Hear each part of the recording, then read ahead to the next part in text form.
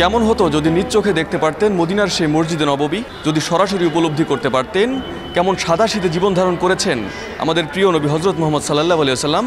ধানমন্ডির মসজিদুত তাকওয়ায় নির্মিত হয়েছে মদিনার সেই মসজিদে নববীর প্রতিরূপ। সেই চিত্রই আপনাদের ঘুরিয়ে দেখাবো। সঙ্গে আছি আমি আরিফ হাসান। এটা হচ্ছে সেই মিম্বর যেখানে দাঁড়িয়ে নবী করিম সাল্লাল্লাহু আলাইহি ওয়াসাল্লাম খুতবা দিতেন। পাশেই রাখা হয়েছে একটি লাঠি।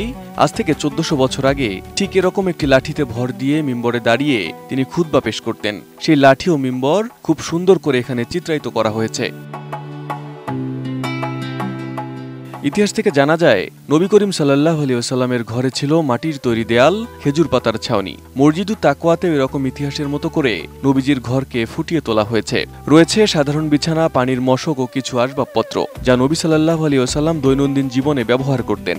একজন আল্লাহর রাসূল হয়েও কতটা সাধারণ জীবনযাপন করেছেন নবী সাল্লাল্লাহু আলাইহি ওয়াসাল্লাম তা এই ঘরের চিত্র দেখেই বোঝা যায়। এবং মারা যাওয়ার পর এই ঘরের পাশেই দাফন করা হয় নবীজিকে। তার কবরের পাশেই পরবর্তীতে মা আয়েশা, আবু বকর এবং উমর রাদিয়াল্লাহু আনহুকেও দাফন করা হয়।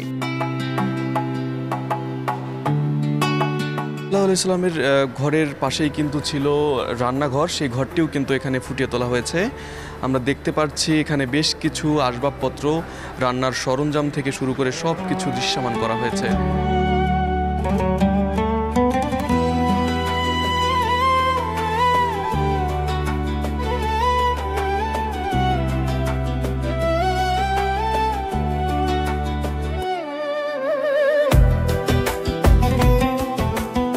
পাশেই রয়েছে রাসূল সাল্লাল্লাহু আলাইহি ওয়াসাল্লামের কন্যা ফাতিমা রাদিয়াল্লাহু আনহার ঘর।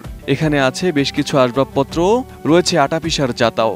নবী সাল্লাল্লাহু আলাইহি ওয়াসাল্লামের কন্যা এবং ইসলামের সবচেয়ে মর্যাদাবান নারীদের একজন হয়েও পিতার মতোই সাধারণ জীবনযাপন করেছেন ফাতিমা রাদিয়াল্লাহু আনহা। ঘুমিয়েছেন মাটিতে, সেই বিছানার প্রতিচ্ছবিও এখানে ফুটিয়ে তোলা হয়েছে। নবী সাল্লাল্লাহু আলাইহি ওয়াসাল্লামের স্ত্রীগণকে বলা হতো উম্মুল মুমিনিন। প্রতিটি স্ত্রীর জন্য একটি করে কক্ষ বা হুজরা তৈরি করা হয়েছিল মসজিদে নববীর পাশে। এখানে নির্মিত হয়েছে উম্মুল মুমিনিনদের ঘরের প্রতিরূপ একটি ঘরও। ডিজাইন, এলিগেন্স, বিউটি, সেরা পণ্য সবার জন্য জেভিকো। এটা হচ্ছে মূলত একটি তাঁবু। নবী করিম সাল্লাল্লাহু আলাইহি ওয়াসাল্লাম যখন যুদ্ধে যেতেন অথবা কোনো সফরে যেতেন তখন কিন্তু বিভিন্ন জায়গায় এরকম তাঁবু স্থাপন করতেন। সেরকম একটা তাঁবু কিন্তু এখানেও তৈরি করা হয়েছে। এখানে বেশ কিছু বই রয়েছে, বেশ কিছু আসবাবপত্র রয়েছে, পানির মশক রয়েছে। অনেক সুন্দর করে ফুটিয়ে তোলা হয়েছে কিন্তু এই তাঁবুটিও।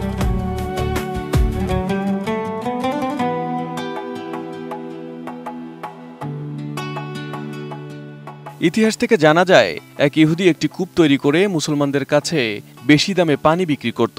পরবর্তীতে ওসমান রাদিয়াল্লাহু আনহু সেটি কিনে মুসলমানদের জন্য উন্মুক্ত করে দেন। সেই কূপের প্রতিরূপও এখানে নির্মিত হয়েছে। নবী সাল্লাল্লাহু আলাইহি ওয়াসাল্লামের জীবনযাপনের এমন দৃশ্য নিজ চোখে দেখতে পেরে আবেগাপ্লুত দর্শনার্থীরাও।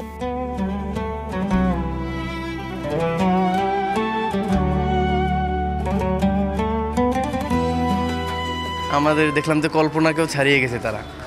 আসলেই অত্যন্ত ভালো লাগছে, আমাদের কল্পনাকেও হার মানাইছে এবং আমরা চাই প্রতি বছর এরকমের আরও ব্যবস্থাপনা করা হোক। আসলে এই জেনারেশনে আমরা যেরকম চলছি এখন তো অনেক কিছু লাগে আমাদের, অনেক কিছু, প্রায় অনেক কিছু। ওদের নবীজি যে অনেক আগে এসেছে, ওদের কিন্তু কিছুই নাই ওদের বলতে গেলে ঘরে। যে ঘটনা বইও পড়েছি কিন্তু এখানে দেখে অনেক সুন্দর লাগছে। নবীজির আসল বাস্তবে দেখে অনেক সুন্দর লেগেছে, আমরা বইয়ে পড়েছি। মূলত এখানে ফুটিয়ে তোলা হয়েছে আজ থেকে 1400 বছর আগে নবী করিম সাল্লাল্লাহু আলাইহি ওয়াসাল্লাম কেমন সাদামাটা জীবন ধারণ করেছেন সেই চিত্রই। একজন সাধারণ মুসলমান হিসেবে এই চিত্র দেখা বা এই দৃশ্য দেখা সত্যি স্বপ্নের মতো। ধানমন্ডির মসজিদুত তাকওয়া থেকে আরিফ হাসান, এটিএন নিউজ।